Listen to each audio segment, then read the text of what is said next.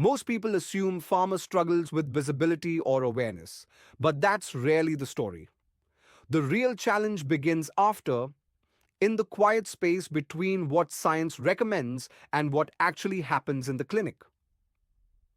The real problems are subtler. They hide in plain sight. We call one of them therapy drift. It's when, over time, what happens in the real world quietly drifts away from what the clinical guidelines actually recommend. Let me share an example. We were working with a leading Amex Clav brand, well established, scientifically sound, trusted by doctors.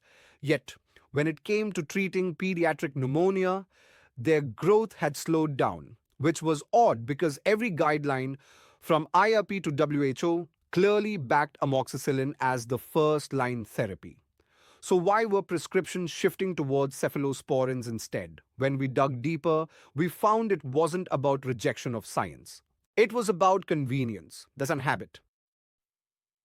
You see, in a busy OPD, pediatric dosing for amoxicillin can feel a bit complicated.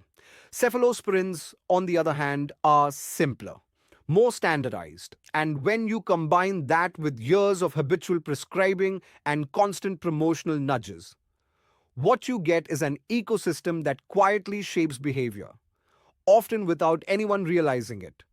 That's therapy drift, and you can't fix it by running another campaign or adding more noise. You fix it by creating real alignment between evidence, environment, and everyday behavior. So here's what we did. We designed a structured, academy-endorsed framework around three key treatment moments: the first prescription, the 48 to 72-hour follow-up, and course completion. At each moment, we built simple, practical tools that made the right choice also the easy one. For doctors, that meant bite-sized CMEs, case discussions, and dosing charts endorsed by academies, right where decisions happen. For patients, short WhatsApp videos in local languages, explaining why completing the antibiotic course matters. And for clinics, automated, white-labeled reminder systems.